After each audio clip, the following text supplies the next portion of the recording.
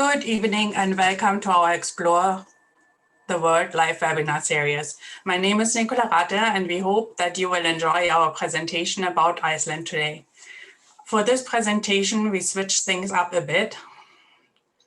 First, we will introduce our team, followed by the presentation. We will have some fun trivia questions after that, as well as the travel rebound and draw for a $25 Starbucks gift card. If you do have any question during the presentation, please enter them into the chat box and Jennifer will monitor them and we will answer them at the end of our webinar. First, let me introduce you to our team. Hi everyone, I'm Joanne Saab from Curated Travel. I've been in the travel industry for 10 years now, and I've been to lots of places, but Iceland isn't one of them. I can't wait to get there, and I'm really dying to explore and experience the Blue Lagoon. Jen? Yes, great. Yes, Jennifer McPherson from Turnkey Travel. And I as well am looking forward to visiting Iceland. I've been to lots of places in Europe and around, but there's something special about this land of fire and ice, and looking forward to learning a little bit more. So, you know, tonight might be just that night that we all book something for next year.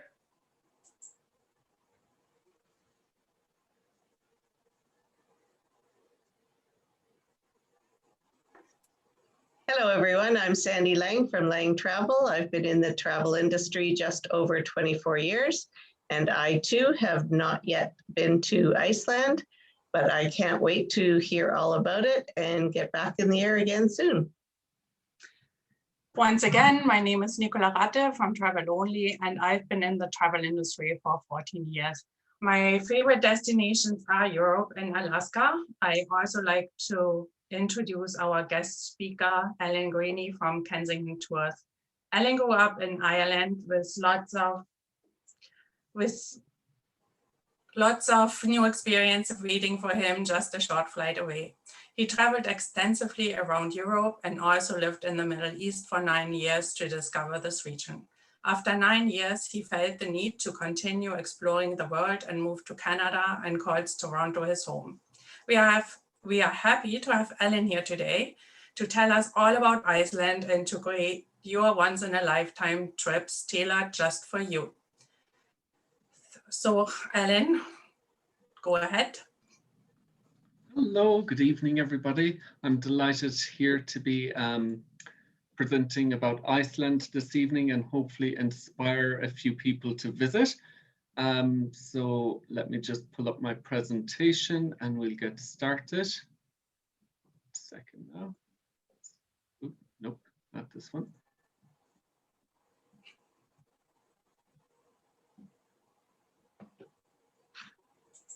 No, so can everybody view my screen? Oh, not yet. No? Maybe it's still coming.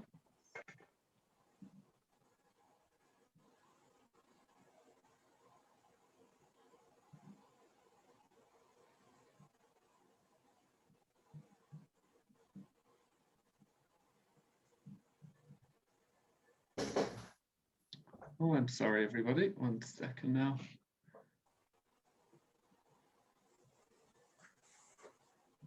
Now. Yes.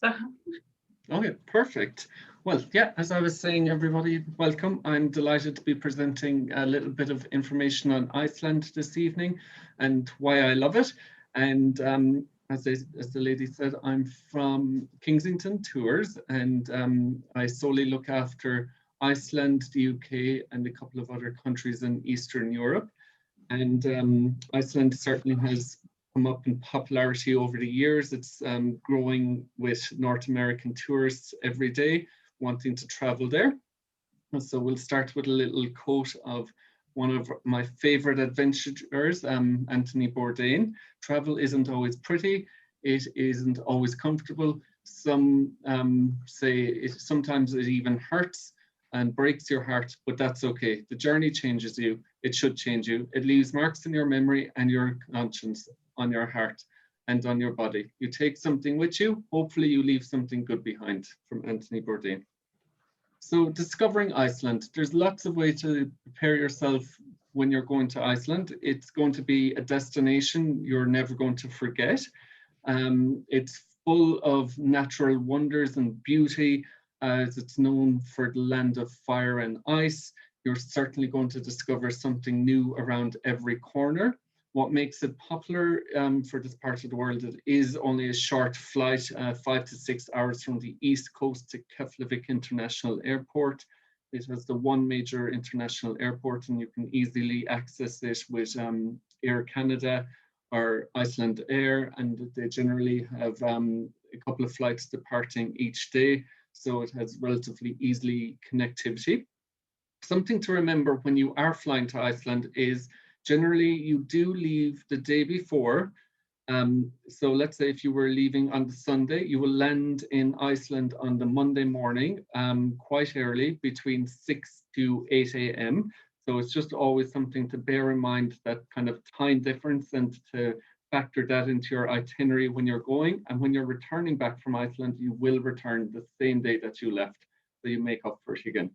Iceland also offers a great stopover when you're going towards Europe or onwards in the world, because you can stay in Reykjavik for a couple of days and then move on to other parts that you might like to discover.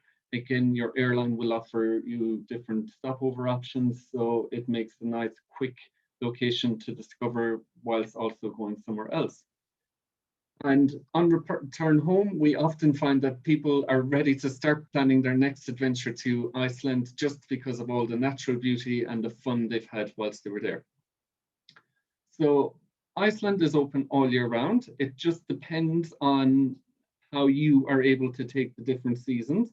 But the majority of us here live in Canada, so we're well able to winter the weather for winter. So we can also plan to go in the winter season. The summer season is the most popular season, and you can call the summer season from, let's say, like end of April towards mid-September. The temperature doesn't go quite high. Currently there, it's about 13 degrees Celsius, and that's about the highest it will get. If it goes up to 15 or 17 degrees, that's kind of a heat wave in Iceland. So always pack for layers and for different weather conditions. It's an active place, so there's a lot of hiking to be done, whitewater rafting, snorkeling. There's a very unusual snorkeling point in the Ticknaflur National Park, where you can snorkel between the two continents of North America and Europe in the fault line. And you can do most of these kind of active tours during the summer months. And then when we're going towards the winter months, anytime from mid-September onwards, you can have the opportunity to view the Northern Lights. There's a lot of factors you have to take into consideration if you want to see the Northern Lights, just because we can never guarantee that you're going to see them, but we can always hope our best for you. So just some things when you're planning your trip to see the Northern Lights. It's always best to go from mid-September up until the end of March or April. And it's good to plan around the full moon. So you don't want a full moon in the sky, because the full moon makes it bright and therefore the lights won't be present. So that's just a little tip to kind of take into consideration when you're planning the trip. And if you're based in Reykjavik, we can do some touring out of Reykjavik for Northern Lights hunts in the evening around 8 or 9 p.m, depending on what time of year it is. But we also recommend to kind of stay in the countryside in a hotel where you can view them from your hotel. And just to remember that the daytime is shorter in December and January, and it only has about 4 hours of daylight. The sun never fully rises. And in the summer, you don't have darkness. It's pretty much 24 hours of sunlight. So you have quite the opposite there. Favorite things about Iceland: its incredible landscape, the volcanic terrain, the mountains, glaciers, and something out of this world, like you're going to space, kind of like you have some lunar lunar features and kind of Mars-like features. And currently we have the erupting volcano, which is proving very popular. At least this time it's not causing any flight disruptions like we had the one in, I forget what year was it, was in 2011. This one is a lot milder and it's still erupting. So they don't know when it's going to stop erupting. And one of the best ways to go to see it is to hike. It does take about a 5-hour hike each direction. And we have to be careful because it's always good to plan it out with us or a guide, because the lava changes directions every couple of days. So the local guides know which areas to go to hike to get there the safest way. Yeah, so the people are also very kind and eager to welcome you, to show you their country. It's filled with myths and legends. One of my personal favorites is the 13 Yule Lads, which is, it's like it features around Christmas, the 13 days leading up to Christmas, and the locals have the Yule Lads coming to visit their children and kind of create surprises for them. It's like Elf on the Shelf to us. Sometimes they can leave nasty things behind, such as like rotten potatoes. So that's not always a fun gift to get. And yeah, as I said before, the Northern Lights, an amazing experience, a dance in the sky that you'll certainly want to see. Nicole has it on show for us there in the background. Okay, so some of the favorite things to do is the natural hot springs, not just the Blue Lagoon. The Blue Lagoon is absolutely gorgeous, and it's a great way to start your trip in Iceland or at the end of the trip, because the Blue Lagoon is located quite near to Keflavik International Airport. And as I was saying earlier, generally you land quite early in the morning, between 6 to 8 a.m. the flights come in. So the Blue Lagoon is ready and open for you. You can make a stop at the Blue Lagoon, rest, relax, and recharge after your flight. Then go into to Reykjavik and start your touring, and your hotel will be ready for you in the afternoon. So it's kind of a great way to spend the morning after a flight. Gets you nice and refreshed and ready for touring for the rest of your adventure. The glaciers are, very unique. It's always great. Slocomal Glacier is quite a favorite of mine. You can do some ice climbing on there. Lokenschlaven Glacier is also another unique glacier where you can go right into the center of it, like going into the center of the world and into the ice caves there. The Westman Islands is very unique, and it's a nice place to visit during the summer, where you'll have the chance to see the puffins. The puffins start nesting from late July till August along the coast of Iceland. You can see them in whale watching trips out of Reykjavik, particularly if you go in one of the small whale watching trips in a rib boat, and down around the Westman Islands. You can hike to them, and also you can see them along dormant volcanoes in the Westman Islands, and they'll be nesting there with their eggs and their young chicks. So it's a beautiful time to go and see them, kind of from July to August. So some things to eat in Iceland. Like every destination in the world, Iceland has certainly unique foods that one must try. Something that you'll find when you're out and about and you're touring is the rye bread, and they bake this under the ground next to the bubbling geysers, and it takes about a day to cook. So they cook it naturally. A lot of the time, what our guides will also do with you is cook some eggs for you in the geysers and just show off some of their local cooking techniques with the natural elements of what Iceland has to offer them.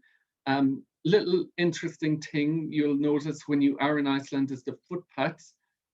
They don't do their snow clearing like we do here in Canada of shoveling the snow. They use the thermal waters to naturally heat the footpaths to keep the footpaths clear of snow during the winter. So it's a very clever and innovative way to save energy on themselves and use the natural energy to keep the city snow-free so we can all get around. Icelanders eat ice cream all year round, and there's some lovely ice cream shops and parlors that are definitely worth a visit in Reykjavik. And black licorice is kind of one of the local favorite flavors to try. Fermented shark, Clark, is something the locals don't enjoy as much anymore. Is something that the locals used to eat a lot of to survive in the winter months, but now it's more of kind of a novelty and a tourist thing to try. It's certainly worth trying once, but you will be brave trying it because you'll have to cover your nose and take a big bite and go for it. You're only in Iceland once, so try it, because if you're not going back, you definitely want to try it once. The water in Iceland, it comes straight from the glaciers and it's the purest, freshest water you'll likely ever taste. Just with regards to preparing yourself for a spend when you're there for restaurants, you can price meals generally between $30 to $50 per meal. So it's just a handy kind of guide to keep in mind. Food is expensive and most commodities in Iceland is expensive because you have to remember everything is imported. The Icelandic weather, you can have the 4 seasons in one day. So when you're packing, it's extremely important to pack the layers. It's unpredictable, especially when traveling in the winter. You can have the high wind, storms, rain, or sun. You'll get it all. So it's a good time to kind of prepare yourself before you travel, that tours and flights can get cancelled and that you just must go with the flow, as they say in Iceland.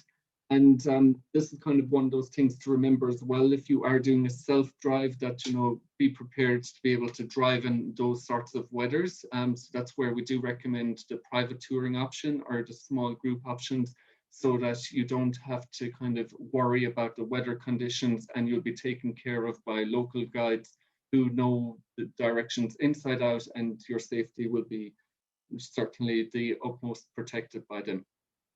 Some of the nicest restaurants to try is Glow. It's a vegan vegetarian option in Reykjavik. Sumac, it's a local favorite, or the Loki, traditional Icelandic home restaurant in Reykjavik as well. One of the best unknown places that I like to kind of go myself when I've been now a few times is the West Fjords. It's up in the northwest of the country. It's very unique. It's got very small little fishing villages and communities that don't get a lot of the tourists. So you'll feel like you're going to a different country when you go to that region. It has all the beautiful fjords like they do in Norway and Sweden with the big valleys, and it's great for whale watching up there. Some little snacks and treats that you can get around Iceland. They love their hot dogs, surprisingly, and black licorice. And then when you're buying souvenirs, wool sweaters from the local sheep or any wool products that you come across. Some different restaurants to try is Dill, which has a Michelin star restaurant. Fishmöller, which is a fish market restaurant. And as Iceland is an island nation, it's always great to eat what's close to home. And then the Cuckoo's Nest, which is a family-run restaurant and tries to keep carbon low footprint, and it's popular with vegetarians. So as I was saying earlier, the drinking water in Iceland, it's pure Icelandic spring water. Over decades, it's been filtered. They don't put any chlorine or other chemicals in there, so absolutely no need to buy bottled water. Just bring a refillable bottle with you and off you go. Especially, so when we're going to some of the sites, what we often do, like down in Jökulshlaven Glacier Lagoon, where you can go kayaking or do some zodiacs down around the Diamond Beach in the southwest coast, you'll come across all the glaciers washed up onto the beach. We recommend to take a little bit of the ice and enjoy it back in your hotel with some whiskey after. So just kind of some samples of itineraries, so that kind of give you a bit of an idea of when you are in Iceland. So here on the left-hand side, we have an ice cave that you can go viewing down the south coast. So 4 to 6 days is always a good kind of length of time in Iceland. Day 1 that you'd be picked up at the airport, we'd go via the Blue Lagoon, explore some of the city of Reykjavik on your own. Day 2 that you might go north of Reykjavik up towards Búðir to the Snæfellsnes Peninsula. This region is very different. Again, it's got the pink sand beaches, local fishing villages, remote churches, the lunar landscapes, and also the golden sand beaches, which are unique in Iceland because most of the beaches, like down around the south coast, are the black lava sand beaches.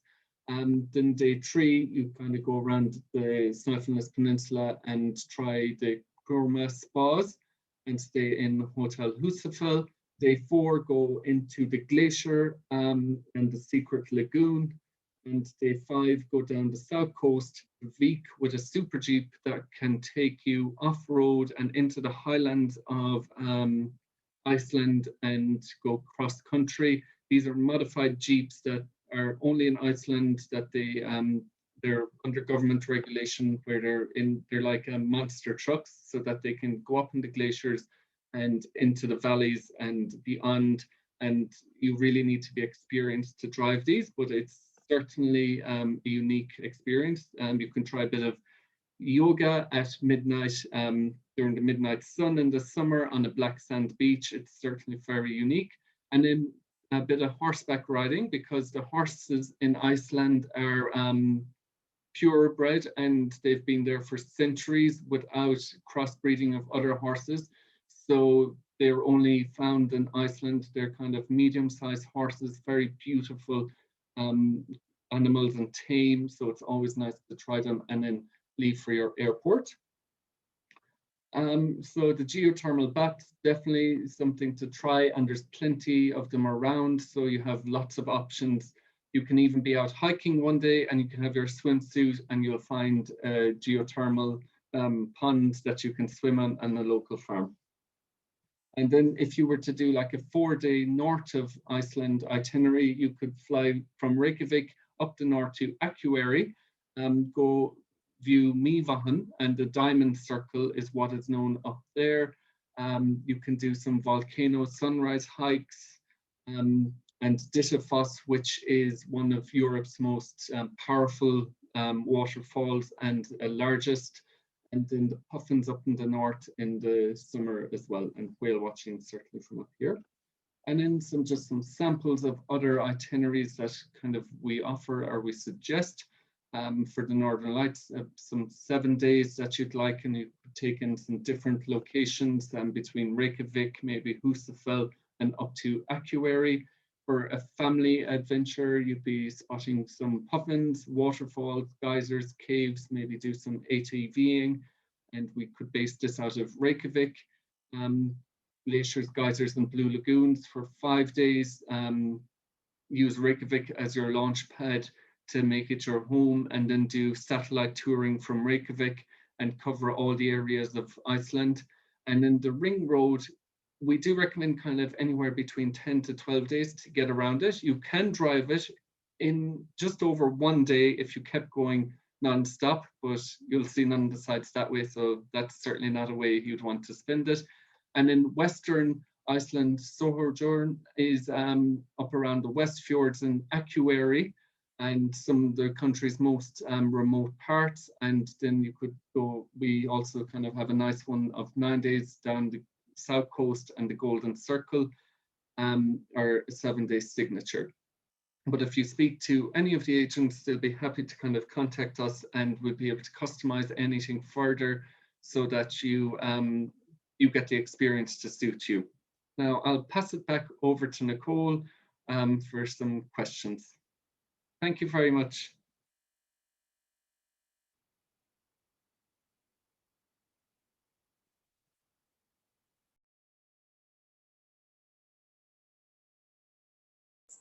Well, thank you, Ellen, for an amazing presentation. I can wait to go. And as Ellen said, he will stay on for a bit to answer some questions. And but now we are going to have some fun with Joanne for some trivia questions. Right, so I'm just going to launch our poll. The first one is, what do the people in Iceland believe in? Is it Santa Claus, elves and trolls, the Easter Bunny, or fairies? I'll give you a couple of seconds to answer.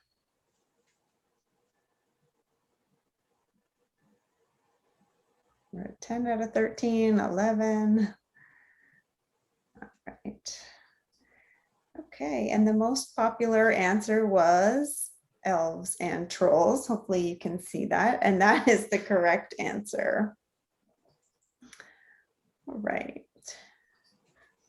And our next question, hold on a second, is what percentage of Iceland is covered in glaciers? Is it 11, 9, 28, or 53%?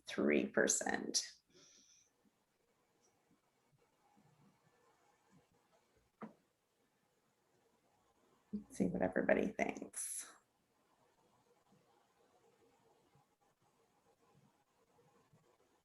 Okay.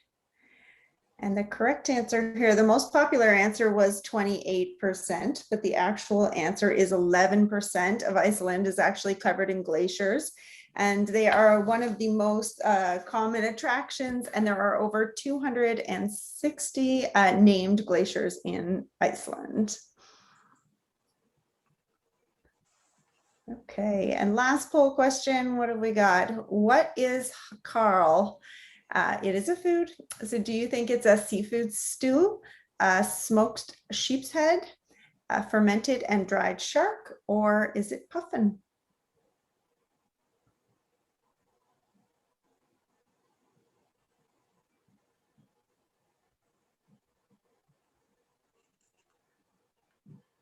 All right. So 60% of you thought it was fermented and dried shark, followed by seafood stew or puffin. It is indeed fermented and dried shark. And just like Alan said, it is something that you must try when you visit Iceland. Yes, thank you, Joanne. And now we have some travel update from Europe for Europe. And so many restrictions still apply for travel to Europe or the Schengen area. This can include hotel quarantines, providing negative PCR tests, etc. Some countries allow Canadians to travel without negative PCR test or quarantine if they have been fully vaccinated. However, it is important to go to www.reopen.europe.eu for updates on travel regulations or which vaccines are accepted in each country. Most EU countries accept vaccines from Pfizer, Moderna, AstraZeneca, and Janssen, which I believe is Johnson & Johnson. Certificates are required and should be either in English, German, French, Italian, or Spanish. Now to Canada. As of July 5th, fully vaccinated Canadians and permanent residents of Canada will no longer have to automatically quarantine for 14 days or stay at a quarantine hotel. Fully vaccinated travelers also won't have to take a home COVID-19 test 8 days after entering Canada. However, they still have to take a test before boarding a flight and when arriving in Canada.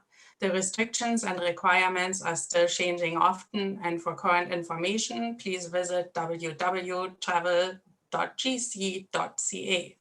Now over to Sandy. Thanks, Nicola. And now I'd like to announce the winner of a $25 Starbucks card. And as this is our fourth presentation, we'll choose attendee number 4, which is Janie Goldstein. Thank you and congratulations. And your travel consultant will be in touch with you. And thanks again, Alan, for a great presentation on Iceland and how Kensington Tours can provide such an immersive experience for us. I know I'm going to have to go to Iceland now because one of my favorite all-time snacks is black licorice. So I will just have to go there. And so I am very excited to announce that we've been working with Kensington Tours to put together a 5-day trip to Iceland for a small group of 10 to 12 people for April of 22. We'll depart Toronto on April 29th, arrive in one of the world's cleanest cities, Reykjavik, and meet our Kensington tour guide. We'll have visits to the famous Blue Lagoon to enjoy a soak in the renowned mineral waters, a tour and tasting of Om Nom Chocolate Factory, because every tour must include chocolate. This tour will also include a city tour, museum, some free time to explore and visit some of the incredible local shops.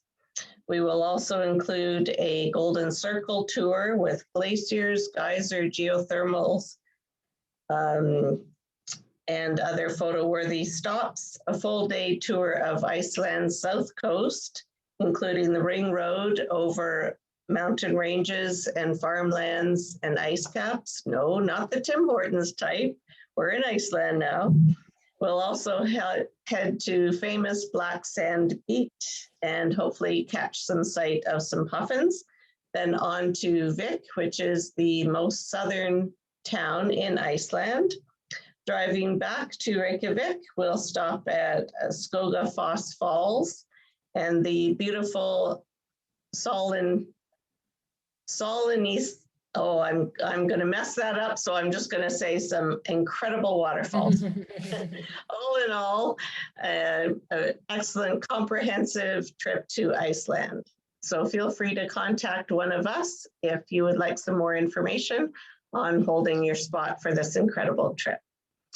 And if you would like to watch this or any other one of our previous presentations, please visit Explore the World Live YouTube channel and feel free to share with any of your friends who might be interested. And now over to Jennifer to answer any questions. Great, thanks, Sandy. That's a wonderful trip. Can't wait to get over there and explore this beautiful country. I wanted to just bring up a few questions that we've had in the chat box, Alan, and share my thanks as well for a great presentation. So we've had a few, and some of them have been covered in a brief overview, but maybe you could go into a little bit more depth. Things like dietary restrictions of needing gluten-free. How is that across the entire country? If we put the request in ahead of time, is that being able to be managed by restaurants? Yeah, it certainly is. As Iceland is such, a destination for everybody in the globe now, and a lot of people are visiting.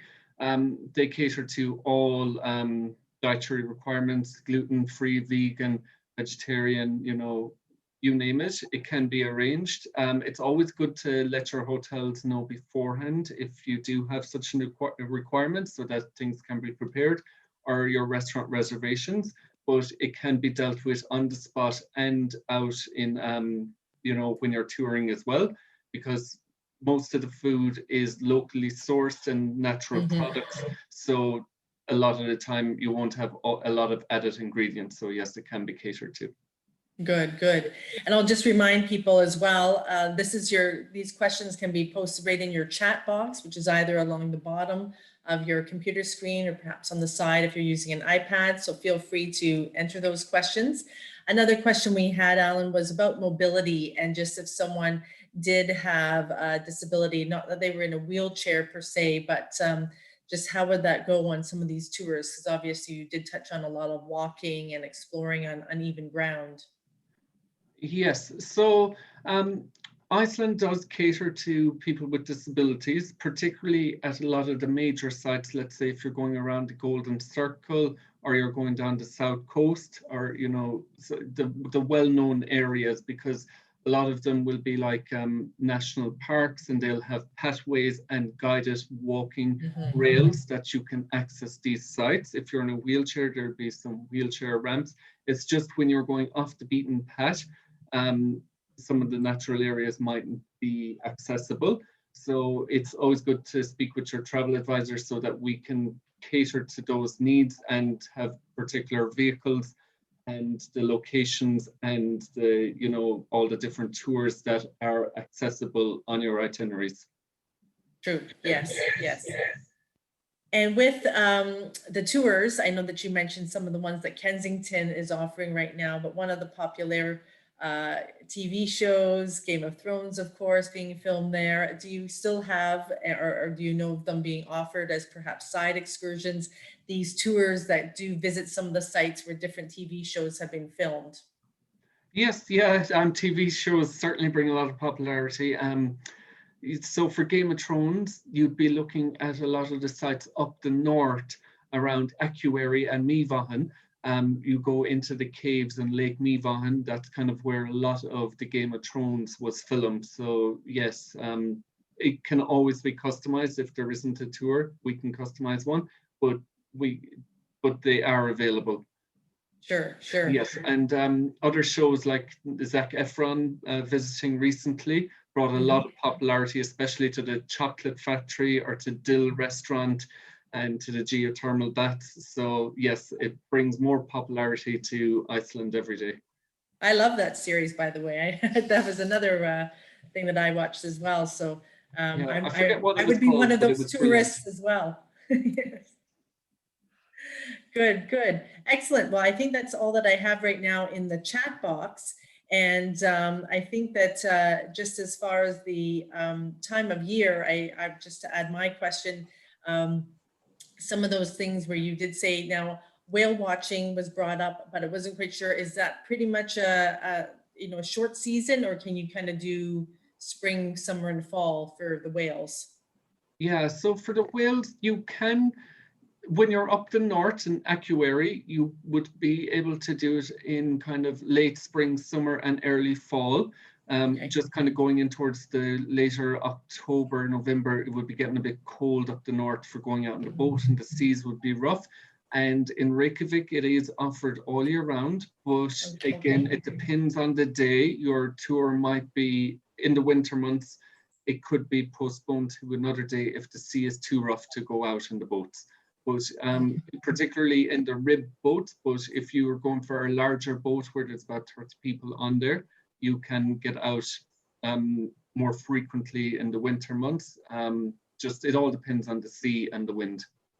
Great. Yes, I think that's the name of the game, is be prepared for anything in Iceland. Good. And good. be open to change. That's right. On the That's spot, right. yeah. Okay, well, thanks again so much, Alan, for joining us today. I think we all learned quite a bit and have really piqued our interest in looking forward to when we can get over there and explore this beautiful land of fire and ice. And hopefully we can get that group going for next year. So we'll be in touch for sure.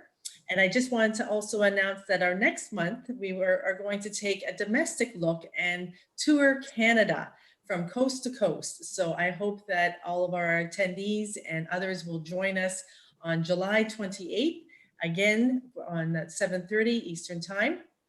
And we're going to explore all the way from Newfoundland right over to BC and up into the Northwest Territories. So come and join us as we take a nice little tour across Canada. And so I want to thank everyone again for joining us this evening. And again, if you missed this or want to watch it again, visit us on our YouTube channel, Explore the World Live. And if there's anything else, please do get in touch with us and we'd be happy to answer any questions. So from then, enjoy the rest of your evening and the rest of July. Happy Canada Day tomorrow. And thanks again. Thank you. Thank you. Bye. Good night. Thank you. Bye. Bye. Bye.